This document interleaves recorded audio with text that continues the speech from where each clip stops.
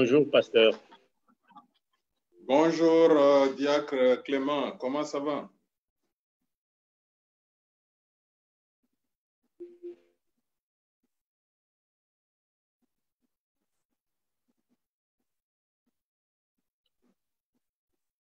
Bonjour, pasteur. Oui, bonjour, diacre Clément. Comment ça va?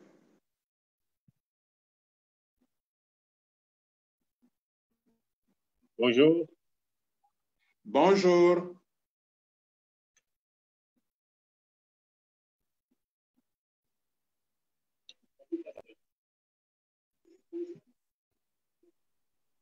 Oui, ça va, par la grâce de Dieu. Bonjour, frères et sœurs, vous qui nous suivez. Bonjour ou bonsoir de là où vous êtes. Nous allons commencer notre enseignement, le séminaire, bon et fidèle serviteur. Nous allons commencer d'abord par remercier le Seigneur. Nous allons remercier le Seigneur pour sa grâce, cette grâce qu'il nous a accordée d'avoir notre pasteur, le pasteur Kassongo, son serviteur, qui va nous enseigner sur ce séminaire sur le thème qui est connaître Dieu pour mieux le servir. Avant tout, nous allons remercier le Seigneur pour tout ce qu'il a fait pour nous. Nous allons le remercier sur le fait qu'il est mort sur la croix, une croix infâme, et qu'il a versé son sang divin pour nous. Nous allons le remercier sur le fait qu'il nous a gardés sains et saufs durant la nuit d'hier. Et nous allons le rendre grâce et le remercier surtout sur le fait qu'il a veillé sur nous, il a veillé sur nos familles, les membres de nos familles. Nous allons élever la voix et remercier le Seigneur pour ses bienfaits. Seigneur, mon Dieu, Abba Père, Père éternel, toi qui es le Dieu de gloire, toi qui es le Dieu de sainteté, nous te rendons grâce, nous te glorifions, nous t'élevons, nous te rendons gloire, Seigneur, mon Dieu, pour ta grâce et pour ton immense amour, cette compassion que tu as posé tes yeux de grâce sur nous. Nous te disons merci, Seigneur, mon Dieu, d'avoir veillé sur nous, d'avoir veillé sur nos membres de nos familles, Seigneur, mon Dieu, Père éternel. Merci pour la santé que tu nous offres, Père éternel. Merci pour le fait d'accepter de mourir sur une croix infâme pour nous, Seigneur, mon Dieu, Père éternel, d'avoir versé ton sang divin, ce sang qui purifie et qui sanctifie, Seigneur, mon Dieu, Père éternel. Nous te disons merci, Seigneur, mon Dieu, pour tous tes bienfaits dans notre vie, Seigneur, Père éternel. Gloire te soit rendue, Adonai. Gloire te soit rendue, Elohim. Je te bénis, je te loue et je te glorifie, Père éternel, pour la vie de mon frère, pour la vie de ma sœur, Seigneur mon Dieu, pour la santé de mon frère et de ma sœur, tous ceux ou celles qui nous suivent, Seigneur mon Dieu, merci de leur avoir fait grâce, d'avoir permis qu'ils puissent, Seigneur mon Dieu, Père éternel, se réveiller ce matin et avoir la grâce de pouvoir nous suivre ce matin, avoir la grâce de pouvoir, Seigneur mon Dieu, nourrir, Père éternel, l'homme intérieur qui est en eux, Seigneur mon Dieu, Père éternel, à travers ton serviteur, Père éternel. Nous te rendons gloire, nous te glorifions, nous t'élèvons au nom de Christ Jésus. Amen. Amen. Nous allons nous sanctifier. La parole dit ceci, que notre corps est le temple du Christ. Si notre corps est le temple du Christ, ce qui veut dire nos organes de sens, nos 5 organes de sens, ce sont les ustensiles du Seigneur. Le Seigneur, lorsqu'il s'est apparu à Moïse dans le buisson ardent, il a dit à Moïse, ôte tes sandales, car le lieu où tu foules tes pieds, c'est un lieu saint. Ce qui signifie que là où le Seigneur descend, il sanctifie et purifie ce lieu. Donc, comme nous sommes le temple de Christ et que nos organes sont les ustensiles du Seigneur, nous allons nous sanctifier, nous purifier, car il est en nous, il est avec nous. Donc, élevons la voix et demandons pardon au Seigneur, qui nous purifie et nous sanctifie. Seigneur, mon Dieu, Père éternel, je viens au-devant de ta face, Seigneur, mon Dieu, te demander pardon. Pardon pour mes péchés, pardon pour mes fautes, pardon pour le manquement, Seigneur mon Dieu, Père éternel, que j'ai dû avoir, Seigneur, et faire, Seigneur mon Dieu, Père éternel. Seigneur mon Dieu, Père, je prie, Seigneur mon Dieu, comme tu l'as dit, Père éternel, comme ta parole l'a dit, Seigneur mon Dieu, que notre corps est ton temple, Seigneur. Je prie, Père éternel, que ton sang, le sang du Christ, ce sang de l'agneau, ce sang versé pour la multitude des nations, ce sang qui purifie et qui sanctifie, que ce sang me purifie et me sanctifie, qui sanctifie mes yeux, mes oreilles, ma langue, ma bouche et mes lèvres. Que ton sang, Seigneur mon Dieu, nous purifie, qui purifie notre cœur, notre âme, Seigneur mon Dieu. Ôte-nous, Seigneur mon Dieu, Père éternel, ôte-nous cet habit tacheté de fromerie, Père éternel, et revenons l'habit de nous, resplendissant de ta sainteté, Père éternel. Seigneur mon Dieu, Père, je prie, Seigneur, Abba, Père, de nous purifier, Seigneur, et de nous rendre plus blancs que neige, Père éternel. Au nom de Jésus, Seigneur, je suis ainsi prié. Amen. Amen. Pour avancer, la parole dit que nous ne savons pas prier, mais l'Esprit de Dieu, l'Esprit de Adonai, lui qui habite en nous, c'est lui qui nous enseigne et qui nous guide. Il nous fait savoir, lui qui connaît la profondeur de Dieu, il connaît les paroles qui toucheront le cœur de Dieu. Donc nous allons inviter l'Esprit de Dieu, le consolateur, le conseiller, le Saint-Esprit, qui nous guide, que toute parole qui sortira de notre bouche, que toute parole qui sortira de la bouche de son serviteur, que ce soit le Saint-Esprit qui nous guide. Que le Saint-Esprit aussi, nous allons prier pour que le Saint-Esprit aussi dispose notre cœur, notre esprit à pouvoir se nourrir de la parole qui sortira de la bouche de son serviteur. Nous allons demander que le Saint-Esprit prenne contrôle de l'atmosphère du lieu où nous sommes, où vous êtes. Vous allez élever la voix, vous allez demander au Saint-Esprit qu'il vous oriente, qu'il vous guide à pouvoir suivre, à pouvoir être connecté de la parole de Dieu. Cette parole qui est source de vie, cette parole qui vivifie, cette parole qui nourrit notre homme intérieur. Car l'homme, ce qui est plus important pour Dieu chez l'homme, c'est l'homme intérieur, ce souffle de vie qu'il a mis en lui. Donc nous allons prier que le Saint-Esprit qu'il prenne contrôle de toutes choses, qu'il prenne contrôle de cet enseignement, de ce séminaire. Élevons la voix bien-aimée et prions notre Père. Seigneur, mon Dieu, Père éternel, Esprit de Dieu, Esprit de sainteté, toi qui es le consolateur, toi qui es le conseiller Saint-Esprit, je prie de nous guider, de nous conduire, de prendre contrôle de l'atmosphère de ce lieu, de prendre contrôle de l'atmosphère de ce séminaire, Seigneur. Que notre esprit, notre cœur, notre âme et tout notre être intérieur, comme celui de l'extérieur, qu'il puisse se focaliser, Seigneur, mon Dieu, sur ta parole, sur ton serviteur, Seigneur, sur ton instrument que tu utilises à travers lequel, Seigneur, mon Dieu, tu nous parles, Père éternel. Seigneur, mon Dieu, Père éternel, je prie, Saint-Esprit, Esprit de Dieu, toi qui es le consolateur, console-nous, Seigneur, mon Dieu, Père éternel, en ce jour, Seigneur, mon Dieu, Père éternel. Je prie de nous consoler, de nous guider. Toi qui connais le profondeur de Dieu, Père éternel. Je prie, Saint-Esprit, toi qui connais le profondeur de Dieu, je prie, Saint-Esprit, de nous guider, Saint-Esprit. Conduis-nous, Saint-Esprit. Prends compte que nos pensées, nos idées soient focalisées, Seigneur mon Dieu, sur la parole, sur ta parole, Seigneur mon Dieu, sur toi, Père éternel, toi qui agis à travers ton serviteur, Seigneur. Que ta parole nous captive, que ta parole nous guide, que notre âme, notre esprit, notre cœur soient absorbés par ta parole. Au nom de qui Jésus, Seigneur, je t'ai ainsi prié avec action de grâce. Amen. Amen. Amen. Frères et sœurs, nous allons prier pour la parole que nous allons écouter à travers de la parole du Seigneur à travers de son serviteur, le pasteur Kassongo, qui est le visionnaire de ce ministère, Fama, Foi en Action, Maranatha. Nous allons prier pour que la parole de Dieu puisse être implantée dans notre cœur, que cette parole puisse nourrir notre homme intérieur, cet être intérieur, cet être qui appartient à Dieu. Nous allons prier aussi en même temps pour son serviteur, que le Seigneur le remplisse, que le Seigneur l'aide aussi à pouvoir nous communiquer ce qu'il a reçu de lui. Élevons la voix et prions.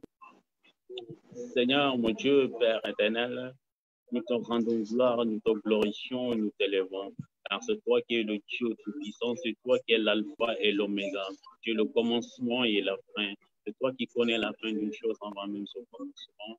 Seigneur mon Dieu, Père éternel, je prie, Seigneur mon Dieu, de nous aider à pouvoir, Père éternel, être nourris de ta parole, que notre cœur, notre âme, notre être intérieur puisse se focaliser sur ta parole, Seigneur mon Dieu. Ouvre nos oreilles spirituelles, Seigneur mon Dieu, afin que nous puissions entendre et écouter ta parole, Seigneur mon Dieu. Permets que nous puissions mettre cette parole qui sera notre vraiment, Père, la rendre chère, Seigneur mon Dieu, dans notre vie.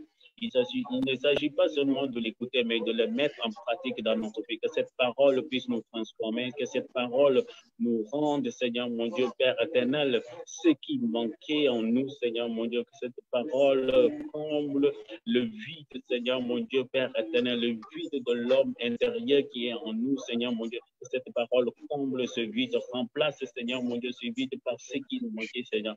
Au nom de qui Jésus, Seigneur. Nous prions aussi, Père éternel, pour ton serviteur, Seigneur. Nous prions, Seigneur, mon Dieu, Père éternel, toi qui l'as choisi, Seigneur, mon Dieu, et tu as choisi de quoi il doit nous parler, Père éternel. Permets qu'il puisse nous le transmettre comme toi tu le veux, Père éternel. Au nom de qui Jésus, Seigneur, j'ai ainsi prié avec action de grâce. Amen. Amen. Amen. Nous allons accueillir le pasteur Kassongo, lui qui va nous enseigner aujourd'hui sur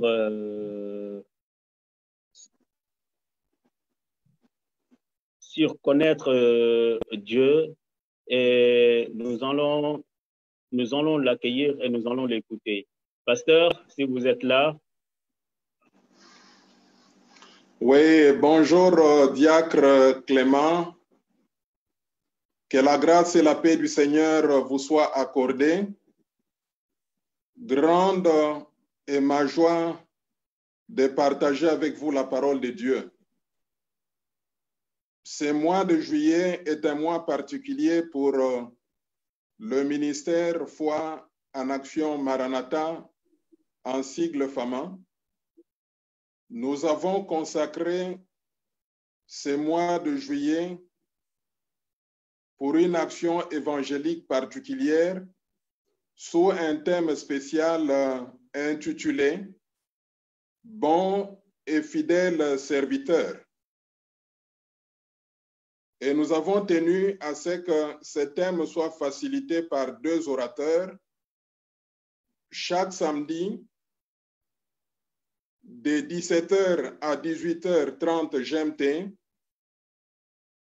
Nous aurons des sessions sur bon et fidèle serviteur facilitées par le pasteur Vital Mbayo de l'Église évangélique de la Grâce dans la ville de Lubumbashi en République démocratique du Congo.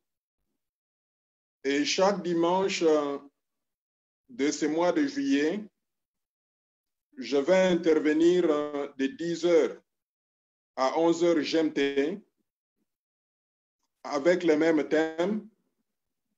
Mais pour ce qui me concerne, je vais plus m'attarder sur le sous-thème « Connaître Dieu pour bien le servir ». Connaître Dieu pour bien le servir. Et pour explorer mon thème, mon sous-thème, je vais utiliser un texte de base. Je vais utiliser le livre du petit prophète Jonas. C'est un livre que vous connaissez, que vous avez eu l'occasion d'y prêcher et même de le lire. Ce n'est pas un grand livre, c'est un petit livre à 4 chapitres. Pour ce faire, je vais recommander à ce que chacun de nous puisse lire l'ensemble de ces livres de Jonas et cela rendrait aisé votre compréhension.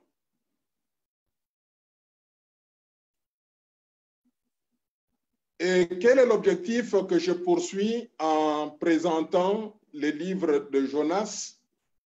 Je suis en train de poursuivre 4 objectifs majeurs. Le premier objectif majeur, c'est connaître le Dieu que nous servons.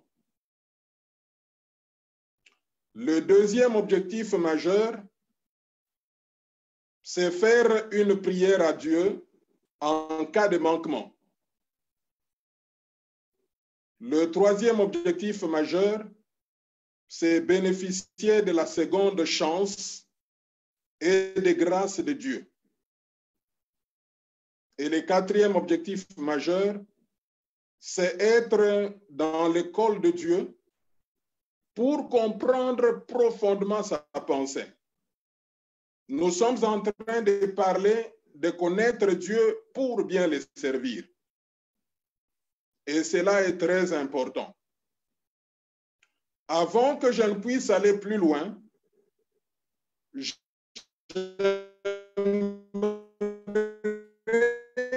vais juste faire un survol du livre chapitre. Dieu s'adresse à Jonas. Il y a une conversation, il y a un entretien entre Dieu et son serviteur. L'adresse de Dieu est simple. Elle est faite sous forme de mission. Dieu dit ceci à Jonas, « Lève-toi, va à Ninive, la grande ville, crie contre elle, car sa méchanceté est montée jusqu'à moi. » Ça, c'est la mission que Dieu confie à son serviteur, le prophète Jonas. Jonas a entendu l'adresse de Dieu, la parole de Dieu, la mission que Dieu lui a confiée. Mais Jonas prend une résolution. Quand je parle de résolution, c'est-à-dire c'est un choix réfléchi, c'est un choix rationnel, c'est une prise de décision. Il décide de fuir loin de la face de l'Éternel. Et il prend une direction opposée de Ninive. La Bible déclare qu'il arrive à Jaffa et de là, il monte dans le bateau. Il paye, c'est-à-dire qu'il a de l'argent. C'est-à-dire c'est quelque chose de préparé, quelque chose de prémédité. Il entre dans le bateau et quand il arrive dans le bateau, puisque sa résolution à lui, c'était de fuir loin de la face de Dieu, la Bible dit ceci, qu'il va au fond du navire. Et quand il arrive dans ces lieux-là, il se couche et il dort profondément. Et il dort profondément. Mais Dieu, comme il est maître de temps et de circonstances, comme c'est un Dieu tout-puissant, il fait souffler un vent. Et finalement, il y a une grande tempête au point que le navire a des difficultés. Et finalement, le marin commence à jeter le bien pour que le poids, qu'il ne puisse pas y avoir de surcharge au niveau du navire. Finalement, il commence à se poser des questions, il tire au sort et ça tombe sur Jonas. Et c'est ainsi qu'on l'aborde par le marin. Qui es-tu? D'où viens-tu? Qu'est-ce que tu fais? Finalement, Jonas dit ceci, je suis hébreu, je crains Dieu le Dieu qui est dans le ciel, c'est lui qui a fait la mer et la terre. Et à la fin du premier chapitre, on les jette dans l'eau. Ainsi s'ouvre le deuxième chapitre. Dans le deuxième chapitre, Jonas est dans l'eau. Il est dans le fond de la mer. Et quand on le jette, il est accueilli par un gros poisson. Le gros poisson avale Jonas. Il se retrouve dans le ventre du gros poisson. Il va y passer 3 jours et 3 nuits. Alors, se trouvant dans le fond, dans le ventre du gros poisson, Jonas fait sa prière. Et en faisant sa prière, il parle de la grandeur de Dieu, il parle du saint temple de Dieu, et finalement, il dit beaucoup de choses dans sa prière. Et dans sa prière, indirectement, il est en train de demander la vie. Et à la fin du chapitre 2, Dieu parle, Dieu ordonne à ce que le gros poisson les vomisse à la surface. Et finalement, il se retrouve à terre. Ainsi vient le troisième chapitre. Dans le troisième chapitre, Dieu revient. Il confie encore la mission à Jonas. Contrairement au premier chapitre, dans le chapitre 3, Jonas se ressaisit. Et finalement, il prend la décision de partir à Ninive. Et quand il arrive là-bas, on dirait qu'il y a une grâce qui l'accompagne. Au lieu de faire 3 jours, il parcourt la ville en une seule journée. Et les gens suivent le message de Jonas. La Bible déclare que les Ninivites, le roi, décrète même un jeûne et prière. Les hommes et les animaux sont concernés. Et finalement, ces gens-là prennent la décision de changer. Et conséquemment, notre Dieu, comme nous le savons, il ne veut pas la mort du méchant, mais il veut à ce que les méchants se convertissent, qu'ils changent. Ainsi s'ouvre le dernier chapitre, un chapitre très intéressant, puisque dans le 4e chapitre, Jonas, après avoir fait sa mission en tant que prophète, il a exhorté, il a parlé de la part du Seigneur.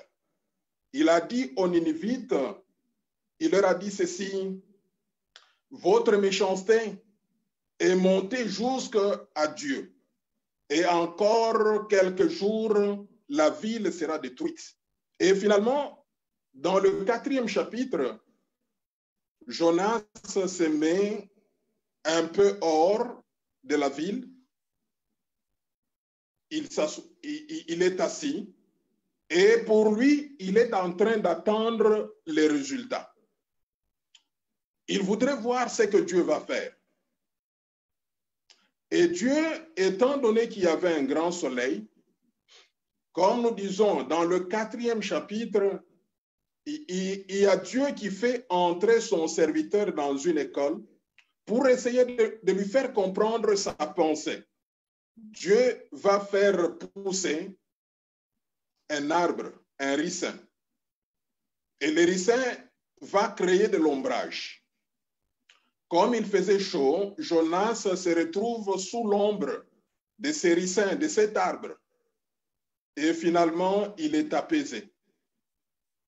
Il est apaisé, mais par après, Dieu va faire quelque chose. Il enverra un ver qui va créer un problème à l'arbre et l'arbre va sécher. Et quand Jonas a vu cela, Jonas s'est irrité davantage. Il a même préféré la mort par rapport à la vie.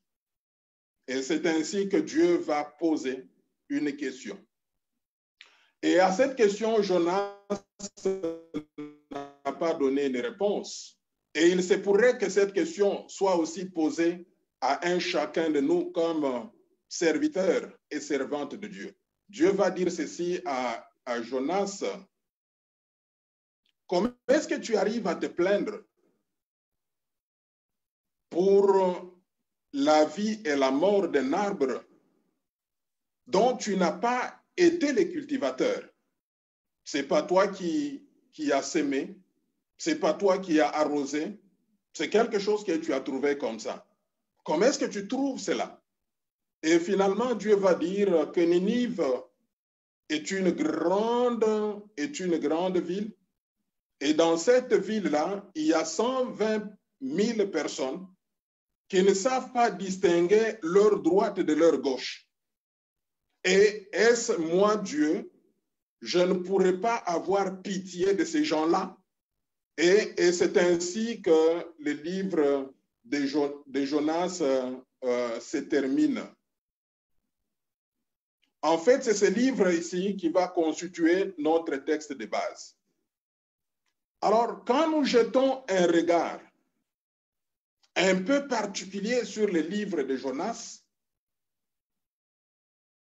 nous voyons à un certain moment c'est différent des autres livres prophétiques. Quand nous prenons les livres de Daniel, quand nous prenons les livres d'Ézéchiel, quand nous prenons les livres d'Ésaïe, qui sont aussi des livres prophétiques, vous verrez que dans ces livres-là, généralement, il y a des oracles, il y a des messages particuliers qui s'adressent soit à Israël, qui s'adressent soit à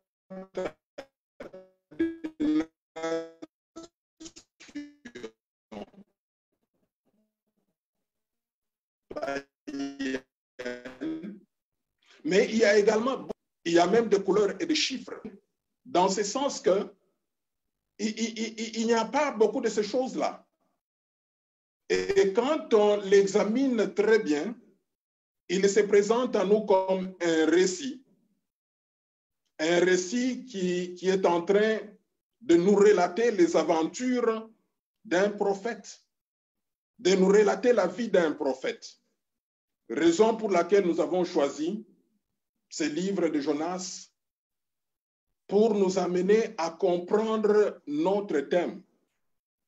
Rappelez-vous bien, le thème de notre action évangélique de ce mois est bon et fidèle serviteur. Hier, le serviteur de Dieu, le pasteur Vital Mbayo, quand il a ouvert cette action évangélique, il a répondu à deux interrogations.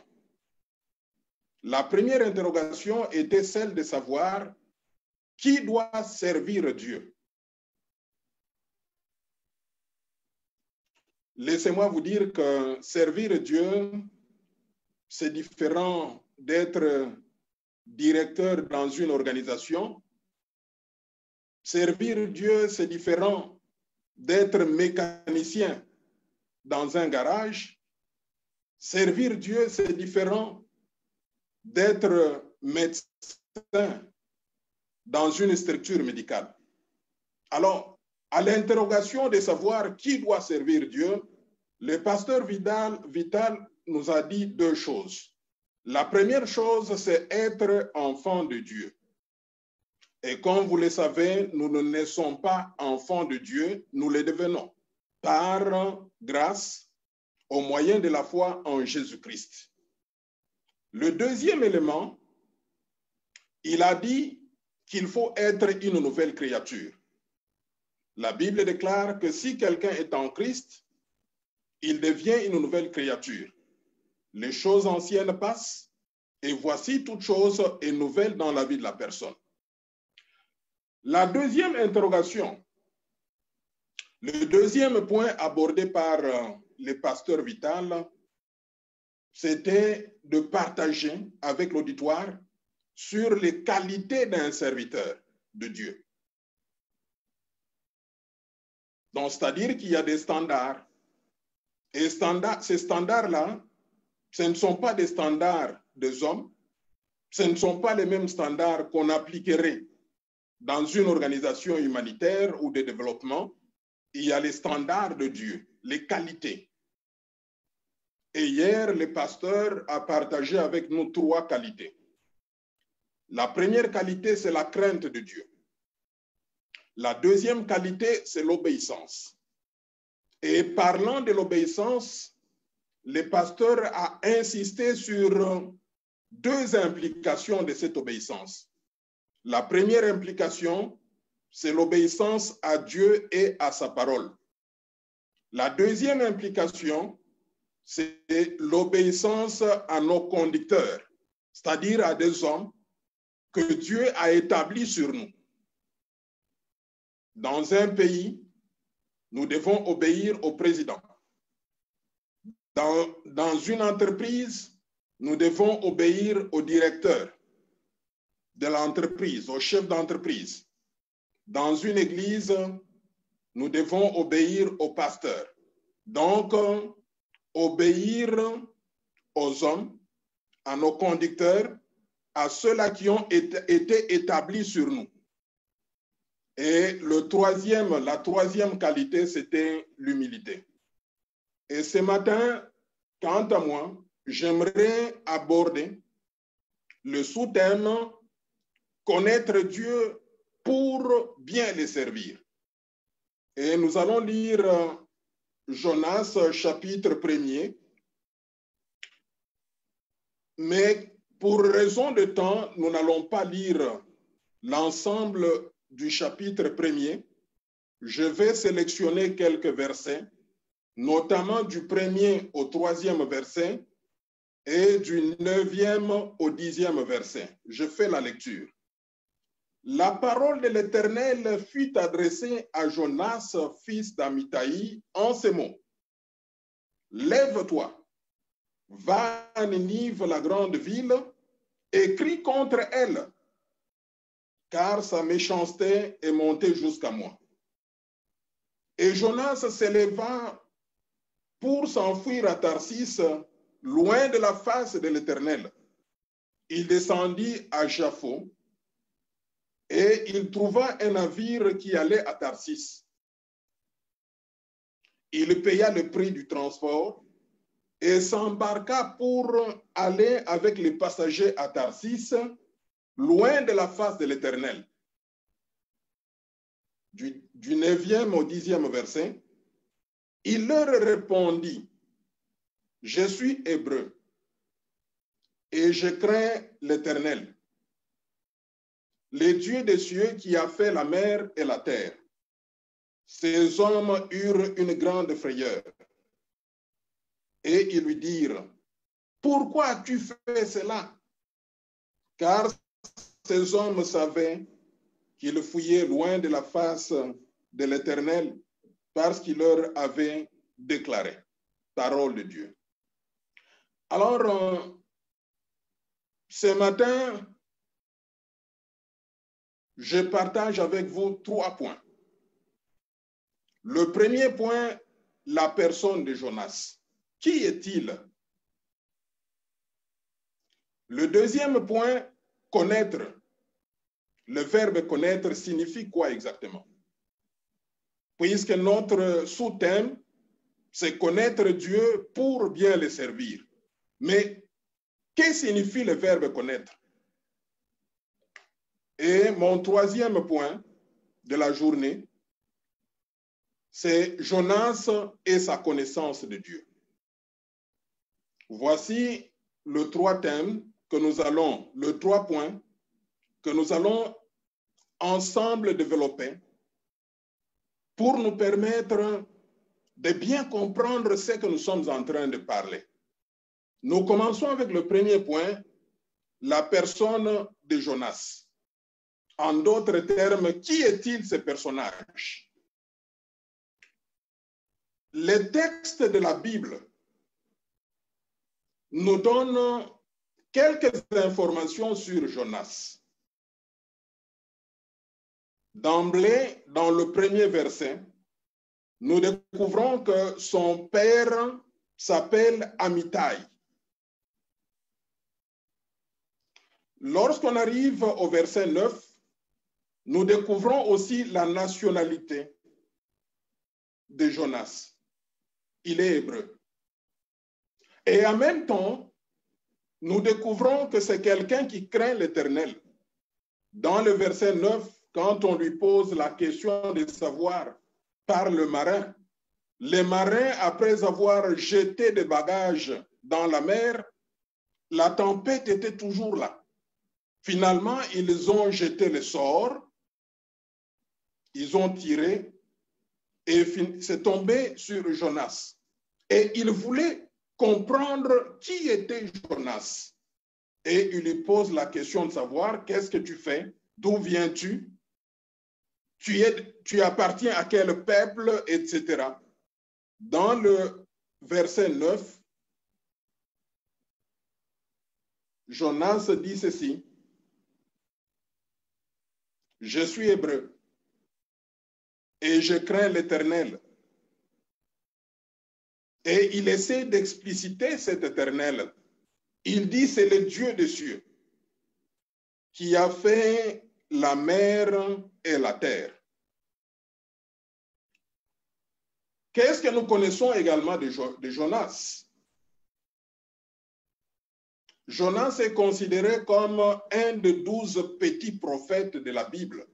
Comme vous le savez, dans la Bible, il y a deux catégories de prophètes par rapport aux écrits.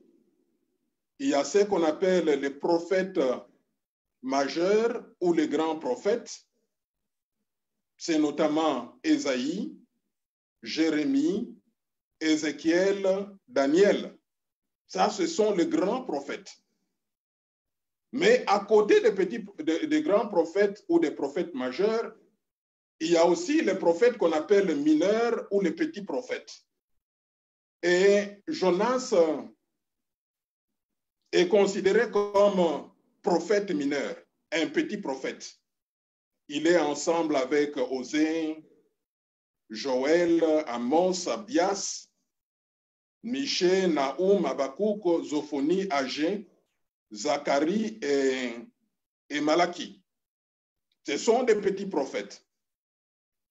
Mais ce qui est plus intéressant, il ne faut pas que les gens pensent que Jonas n'a jamais existé. Puisqu'il y a certaines personnes qui ont tendance à considérer Jonas comme un personnage de la mythologie. La mythologie, c'est-à-dire ce qui relève des mythes.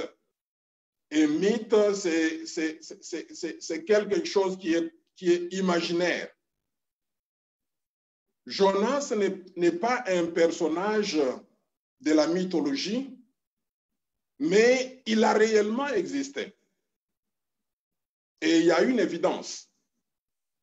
L'évidence que nous détenons que Jonas a existé, c'est lorsque notre Seigneur Jésus-Christ va faire référence à Jonas. Quand vous lisez Matthieu chapitre 12, du verset 38 à 41,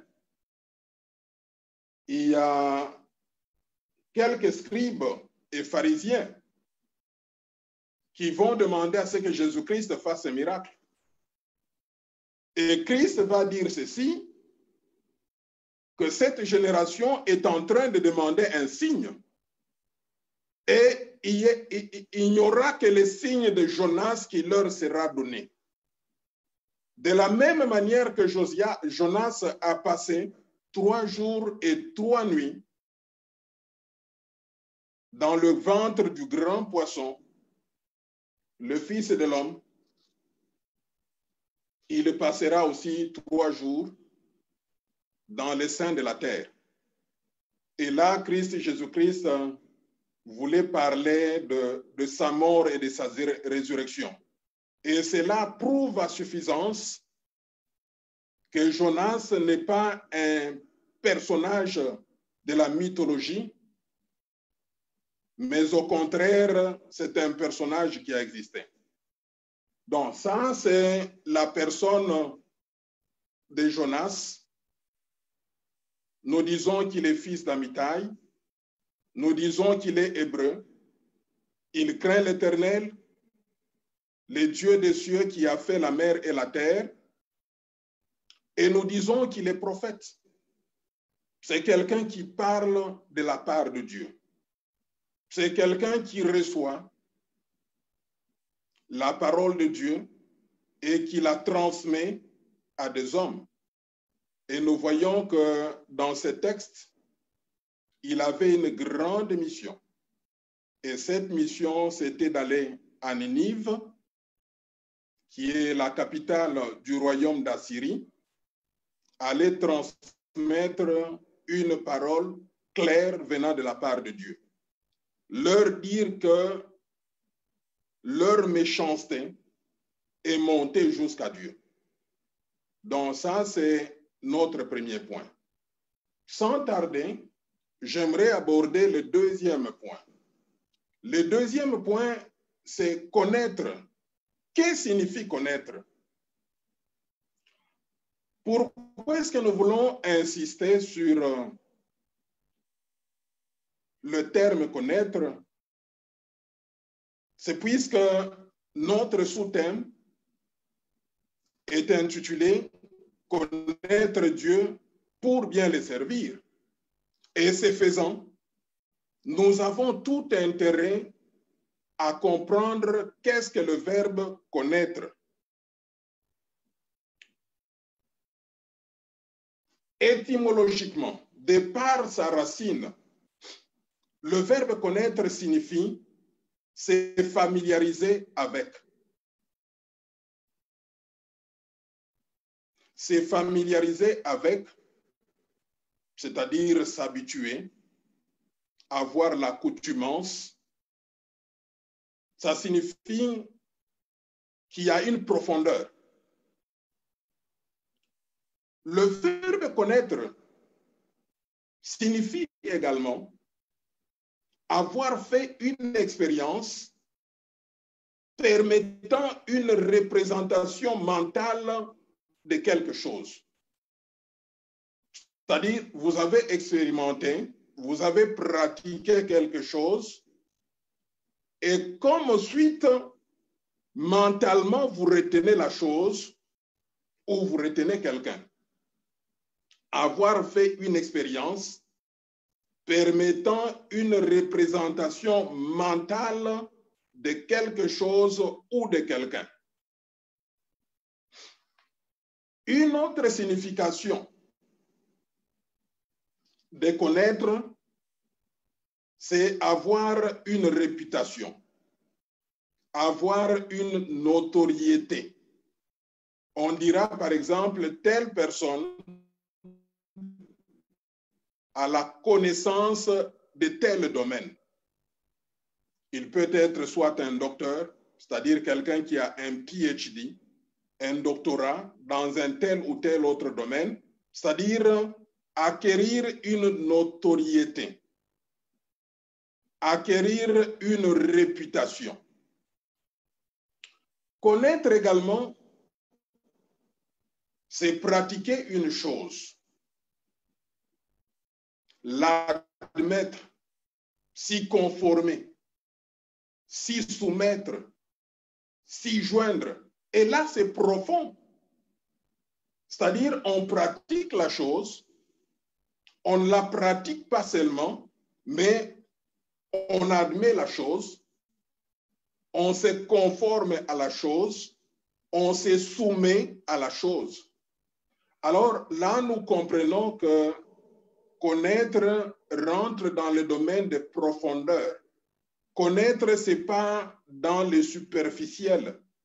Connaître, ce n'est pas du vernis, mais c'est profond. Il y a une autre signification. Et en fait, cette dernière signification nous permet de mieux comprendre, connaître c'est quoi.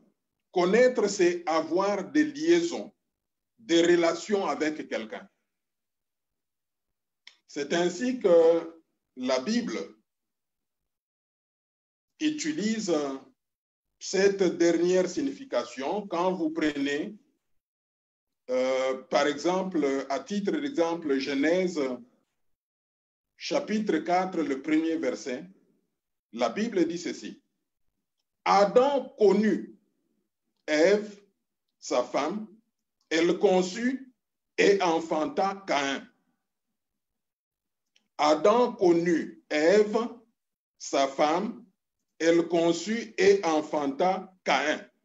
Le verbe qui est utilisé là-bas pour dire avoir des liaisons ou des relations ou avoir des relations sexuelles, c'est le verbe connaître. Quand nous prenons également Jean chapitre 17, le verset 21, vous verrez Christ dans sa prière sacerdotale, il est en train de dire toi en moi et moi en toi. Ça, c'est la connaissance. En fait, quand nous parlons de la connaissance, nous voulons dire tout simplement la relation entre père et fils. Entre père et fils, il y a copénétration. Entre père et fils, il y a interdépendance, il y a coexistence. C'est-à-dire, quand on parle de connaître, nous sommes dans le domaine des profondeurs. Et notre sous-thème, c'est connaître Dieu pour bien le servir. Et d'ailleurs, pour ceux-là qui travaillent, ils connaissent que dans le monde séculier, cette notion est très importante. Donc, on ne peut pas travailler pour une organisation sans pour autant la connaître. C'est ainsi qu'il y a d'abord le processus de sélection. Vous déposez votre candidature, vous passez à des différents tests.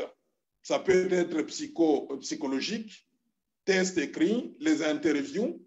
Et dès que vous terminez tout cela, même si on arrivait à vous retenir, il y a un processus, une étape très importante qu'on appelle induction ou orientation. Et lors de l'orientation, au niveau d'une entreprise, d'une organisation, qu'est-ce qui se passe? Le gros du travail dans cette étape d'orientation, c'est de te faire comprendre la culture organisationnelle d'une entreprise. C'est là où on va te parler de la vision de l'entreprise. C'est là où on va te parler de la mission de l'entreprise. C'est là où on va te parler des valeurs fondamentales de l'entreprise. Pourquoi est-ce qu'on fait cela? Puisqu'on comprend qu'on ne peut pas bien servir sans connaître l'organisation. Cela est aussi vrai pour nous qui servons Dieu. C'est-à-dire, nous ne pouvons pas bien servir Dieu sans le connaître. Et quand je parle de connaître, c'est ce que je venais de dire. C'est-à-dire, c'est familiariser avec Dieu. Faire une expérience personnelle qui te permet d'avoir une représentation mentale. Acquérir une notoriété, une réputation. Pratiquer la chose, l'admettre, s'y conformer, s'y soumettre. Connaître, c'est également avoir des relations, des liaisons, avoir une communion intime. C'est ça, connaître. Alors, j'ai eu le temps également de faire une comparaison entre deux verbes qui semblent parler la même chose. En français, il y a deux verbes qui semblent parler la même chose. Quand vous prenez le verbe savoir et le verbe connaître, on dirait qu'ils parlent de la même chose, mais le français et plus précisément le français authentique établit une nuance entre les deux verbes. Et cette nuance sera très importante dans notre séminaire, puisque à un certain moment, quand on arrivera au chapitre 4, vous allez vous rappeler que Jonas va utiliser le verbe savoir. Il va dire ceci. Alors là, il est irrité, il est fâché. C'est dans le dernier verset, le dernier chapitre, le chapitre 4. Il va dire, je savais que tu es un Dieu compatissant et miséricordieux. Je savais que tu es lent à la colère et riche en bonté. Je savais que tu te répands du mal. Je savais. Rappelez-vous aussi des paraboles de talents. Le serviteur là qui avait reçu un talent, il n'a pas fructifié cela, il a enterré. Et quand le maître revient, et d'ailleurs c'est là où nous avons tiré, c'est dans ce chapitre 25 sur la parabole des talents que nous avons tiré notre thème, le thème de notre séminaire, bon et fidèle serviteur. C'était la parole du maître aux deux précédents, celui qui avait reçu 5 talents et celui-là qui avait reçu 2 talents. Ils avaient une parole d'éloge, la même parole, bon et fidèle serviteur. Mais le dernier, celui qui avait reçu un talent, il va utiliser aussi le verbe savoir. Qu'est-ce qu'il dit? Seigneur, je savais que tu es un homme dur. Je savais que tu moissonnes où tu n'as pas semé. Je savais que tu amasses où tu n'as pas vanné. Raison pour laquelle je me suis dit, il serait mieux qu'on comprenne la différence entre ces deux verbes, savoir et connaître. Mais pour ce qui nous concerne, nous croyons profondément qu'on n'a pas besoin de savoir Dieu pour bien le servir, mais au contraire, on a besoin de connaître Dieu pour bien le servir. Quelle est la différence entre ces deux verbes? Je donne 3 grandes différences selon le français authentique. Savoir, c'est être capable de faire quelque chose. Alors que connaître, c'est être renseigné sur l'existence de quelque chose. Je ne sais pas si vous voyez la différence. Savoir, c'est être capable de faire quelque chose, alors que connaître, c'est être renseigné sur l'existence de quelque chose. Deuxième nuance, savoir, c'est être informé de quelque chose, alors que connaître, c'est avoir acquis une connaissance. De l'autre côté, du côté savoir, c'est être informé de quelque chose, alors que du côté de connaître, c'est savoir avoir acquis une connaissance. Et la dernière nuance, savoir, c'est avoir quelque chose en mémoire. C'est-à-dire avoir quelque chose en mémoire. Et d'ailleurs, à un certain moment, nous nous trompons. Nous pensons que connaître Dieu, c'est mémoriser les versets. Nous pensons que connaître Dieu, c'est faire la récitation de versets. Savoir, c'est avoir quelque chose en mémoire. Alors que connaître, c'est avoir une relation. Donc, savoir, quand nous parlons de connaître, nous sommes dans l'aspect profondeur. Quand nous parlons de connaître, nous sommes dans l'aspect expérimentation. Quand nous parlons de connaître, nous sommes dans l'aspect des relations, des liaisons, des copénétrations. Nous sommes à ce niveau-là. Et d'ailleurs, j'ai essayé de voir aussi en hébreu. Quand on voit en hébreu, du côté savoir, on dit que savoir, c'est apprendre, c'est percevoir. Alors que connaître, c'est discerner, c'est être d'accord avec. Donc, nous comprenons par là que connaître implique la profondeur. Implique la profondeur. On a tout intérêt de connaître Dieu pour bien le servir. Alors, je passe à mon dernier point. Mon dernier point, après avoir terminé le premier point, qui en fait nous a amené à comprendre la personne de Jonas, le deuxième point qui nous a permis de comprendre, connaître c'est quoi, qu'est-ce que veut dire connaître, maintenant nous abordons le troisième point, qui est notre dernier point.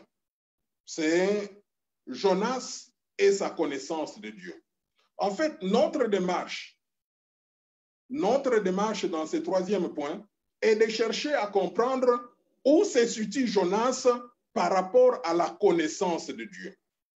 Et il y a deux sous-points. Le premier sous-point, nous l'avons appelé la responsabilité collective. En fait, nous tirons de cela dans le verset 9. Le verset 9 dit ceci: il leur répondit, c'est-à-dire le marin. Les marins vont poser la question, vont poser toute une série de questions à Jonas. Qu'est-ce que tu fais? D'où viens-tu? Es-tu de quelle nationalité? Qu'est-ce qu'il y a exactement? Puisqu'on l'a trouvé, on a trouvé Jonas dans le fond des navires. Il dormait et il dormait profondément. Finalement, on le réveille. Est-ce toi, tu n'es pas conscient de ce que nous sommes en train de vivre pour le moment? Et il répond dans le verset 9, il dit ceci: il répondit, je suis hébreu et je crains l'Éternel, le Dieu des cieux, qui a fait la mer et la terre. Et nous sommes en train de développer maintenant notre dernier point, Jonas et sa connaissance de Dieu.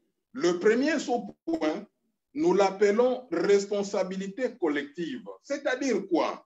C'est-à-dire la connaissance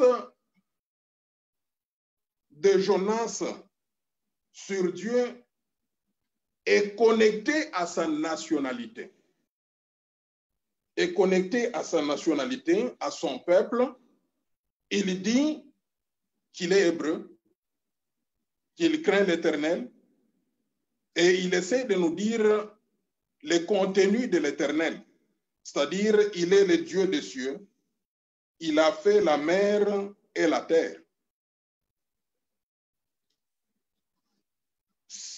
Nous qui vivons ici au niveau de l'Afrique de l'Ouest, là où il y a prédominance de la religion musulmane,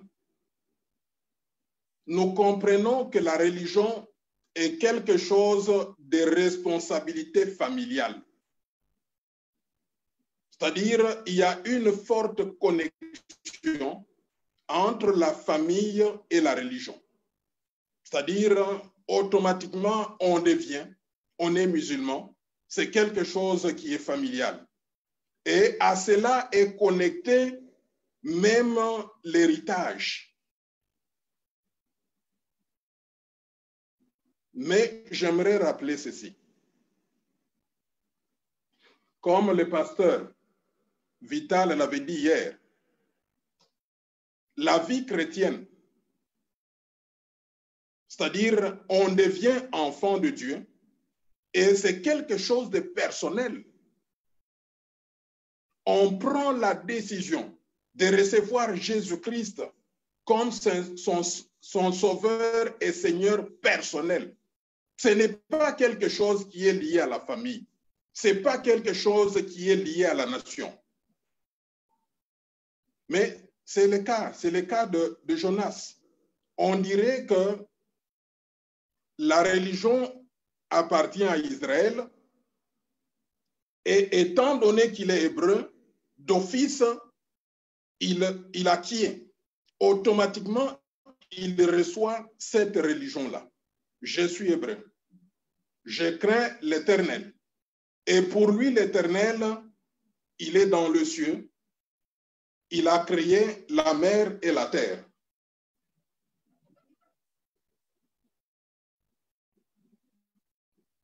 Et tout ceci nous amène à une connaissance superficielle de Dieu de la part de Jonas.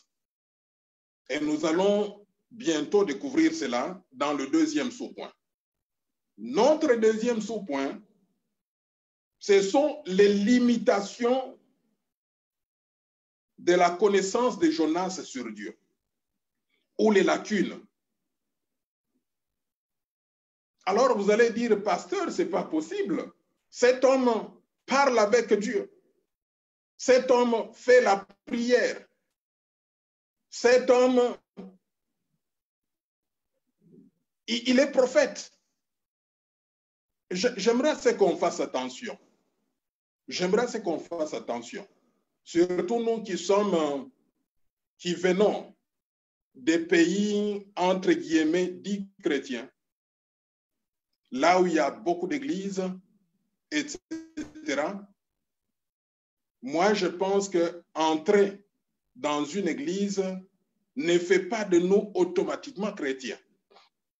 Alors, dans la vie de Jonas, nous remarquons qu'il y a des lacunes, il y a des limitations par rapport à la connaissance de Dieu. Alors, nous allons remarquer la première limitation. C'est le fait que dans la vie de ce prophète, ce petit prophète, Jonas, qui en fait reçoit la parole de Dieu, reçoit même une mission de la part de Dieu. Mais nous remarquons que dans sa vie, il y a l'ignorance de certains attributs de Dieu. Quand nous parlons des attributs de Dieu, c'est-à-dire ce sont les qualités de Dieu, ce sont les traits de la nature de Dieu, c'est ce qui fait même Dieu. Nous remarquons que dans la vie de Jonas, il y a cette ignorance, l'ignorance de certains attributs de Dieu, notamment l'omniprésence, l'omniscience et l'omnipotence de Dieu. J'aimerais clarifier. L'omniprésence de Dieu, c'est-à-dire quoi? C'est-à-dire que Dieu est présent partout, au même moment et à même proportion. Je reprends encore. L'omniprésence de Dieu, c'est-à-dire Dieu est présent partout, au même moment et à même proportion. D'ailleurs, il y a une référence quand vous prenez Psaume 139, du 7e au 10e verset. Le psalmiste dit ceci: où pourrais-je aller loin de ton esprit? Où pourrais-je fuir loin de ta présence? Si je monte au ciel, tu es là. Si je me couche au séjour de mort,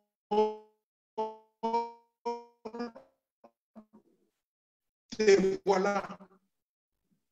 Si je pour habiter à l'extrémité de la terre, là aussi, ta main me conduira. Ta main droite m'empoignera. Ça, c'est l'omniprésence de Dieu. Mais qu'est-ce qu'on remarque dans la vie de ces prophètes, de Jonas? Quand vous vous rappelez, au début, il a pris une résolution, c'est-à-dire une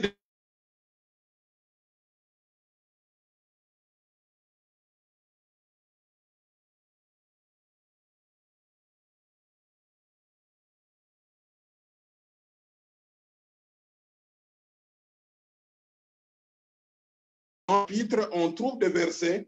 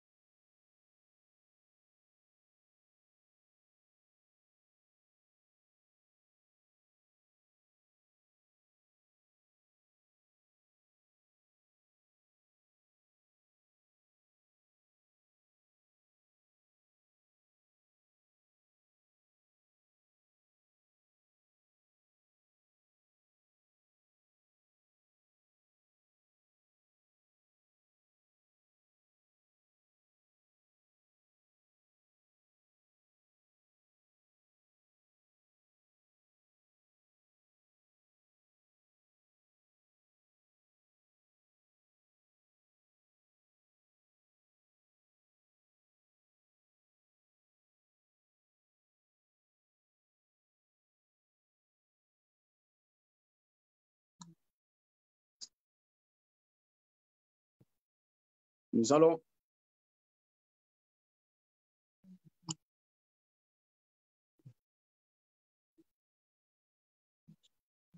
allons prier pour cela. Nous allons dire au Seigneur qui nous aide à pouvoir avoir une oreille fine pour pouvoir écouter, entendre sa parole. Prions. Seigneur mon Dieu, Abba Père, Père éternel, nous te rendons grâce, te glorifions, élevons, Seigneur. Seigneur mon Dieu, Père éternel, toi qui es le Dieu de gloire, toi qui es le Dieu de sainteté, ouvre nos oreilles spirituelles, ouvre nos cœurs spirituels, afin que nous puissions entendre et écouter ta parole, Seigneur mon Dieu. Tu es le Dieu de gloire, tu es le Dieu de sainteté, Père éternel. Aide-nous, Seigneur mon Dieu, à pouvoir, Père éternel, être attentif à ta parole, à ton appel, Seigneur mon Dieu, à pouvoir te servir, comme tu l'as dit à travers ton serviteur Esaïe, que tu nous as créé l'homme pour ta propre gloire, Père éternel.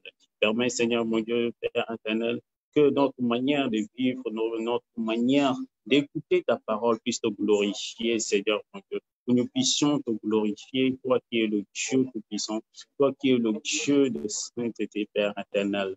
Nous te rendons gloire, nous te glorifions et nous t'élevons, Seigneur mon Dieu, pour cela. Au nom de Jésus, Seigneur. Amen. Amen. Il a souligné un point très important. Il a dit la responsabilité collective. Quand nous lisons le verset 9, et il a résumé ceci sur le verset 9. Il a dit, la connaissance de Jonas sur Dieu est connectée sur sa nationalité. Et il a dit ceci, connaître Dieu, ce n'est pas pouvoir mémoriser les versets. Non, c'est loin de là. Connaître Dieu, ce n'est pas, on n'a pas besoin de savoir Dieu pour le servir, mais on a besoin de le connaître pour le servir, car il nous a rachetés pour le servir. Donc, ce qui veut dire, nous vivons pas pour servir Dieu, mais nous servons Dieu pour vivre. Donc, nous allons élever la voix. Tu vas élever la voix là où tu es. Tu vas dire à Dieu, tu vas disposer ton cœur et prier pour que Dieu t'aide à pouvoir le servir comme il le veut, comme il le souhaite. Élève la voix et prie.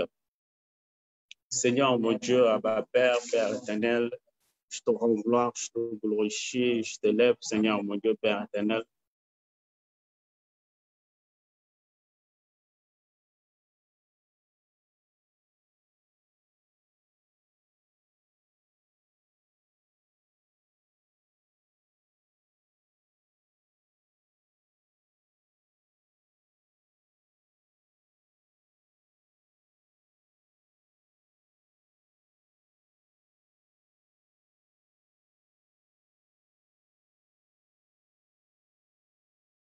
Seigneur, mon Dieu, Père éternel, de disposer cœur, notre pensée, Seigneur, à pouvoir, Seigneur, mon Dieu, te suivre, Seigneur, mon Dieu, à pouvoir, Père éternel, être dans ta présence tous les jours dans notre vie, Père, au nom de Jésus, Seigneur, par le très saint, puissant nom de Jésus, Seigneur, on a ainsi prié avec action de grâce. Amen. Amen. Amen. Et il a dit ceci, que dans le chapitre 1er, que Jonas, lorsque Dieu l'a appelé, il a fui la face de Dieu.